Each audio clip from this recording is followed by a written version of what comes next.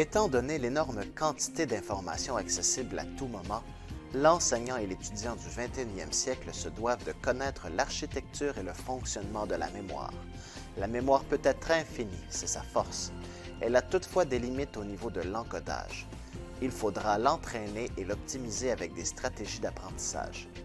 Ces stratégies doivent être développées. L'étudiant y arrive tant bien que mal seul, mais si l'enseignant les lui enseigne, il saura alors les utiliser efficacement en les adaptant à divers contextes d'apprentissage. L'architecture et le fonctionnement de la mémoire. Il faut d'abord établir une distinction entre information et connaissance. L'information vient de l'environnement, ce qu'une personne dit, ce qu'un journal mentionne.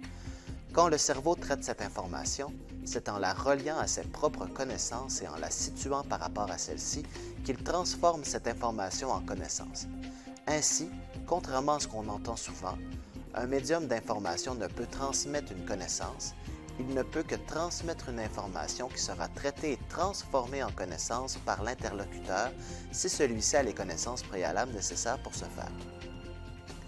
Dans le même sens, l'enseignant ne transmet pas une connaissance, mais une information que l'étudiant transforme en connaissance. Personne ne peut le faire à la place de l'étudiant qui se doit d'avoir le cerveau actif pour encoder les nouvelles informations, mais aussi pour stocker et récupérer celles qui ont été intégrées en tant que connaissances. Pour devenir des connaissances, les informations doivent s'encoder, se stocker et se récupérer. Ce sont les trois modes de fonctionnement de la mémoire. Ce fonctionnement s'explique par la compréhension du rôle des différentes mémoires. La mémoire sensorielle est nourrie par les récepteurs sensoriels du cerveau.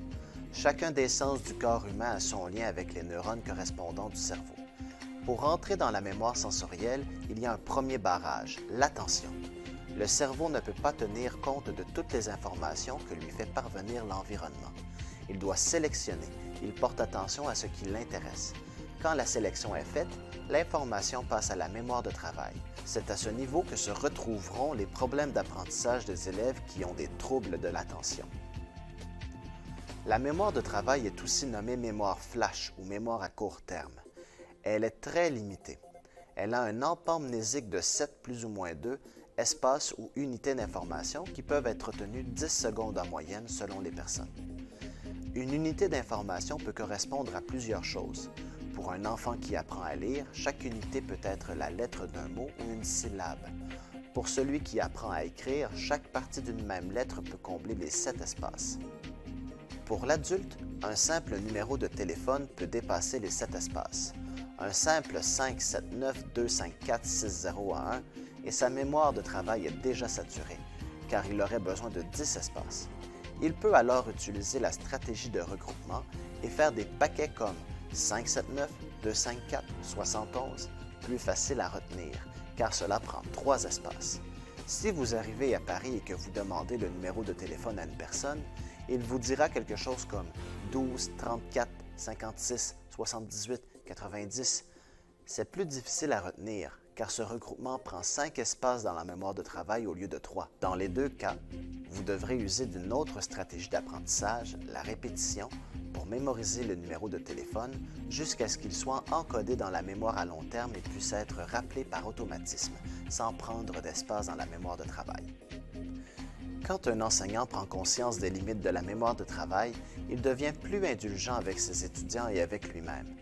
Il prend conscience du même coup de la nécessité d'utiliser des stratégies d'apprentissage pour compenser les limites de la mémoire de travail.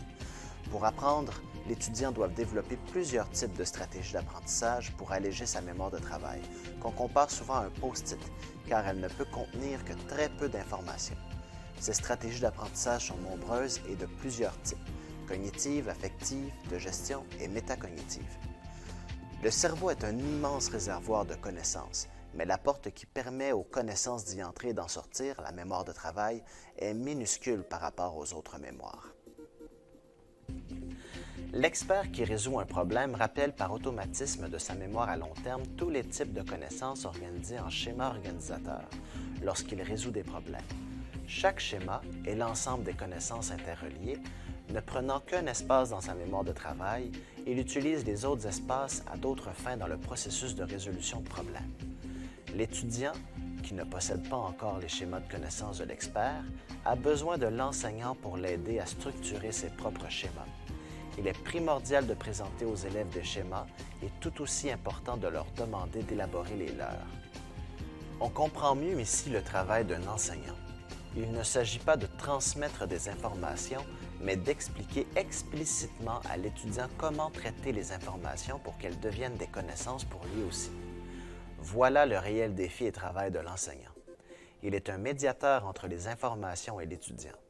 Enseigner, ce n'est pas de répéter des informations et de laisser l'étudiant s'organiser avec son peu de stratégie intuitive. Les meilleurs y arrivent bien, d'autres moins bien et plusieurs pas du tout. L'enseignant conclut souvent à tort que l'étudiant n'est pas motivé ou n'est pas de niveau intellectuel pour le contenu.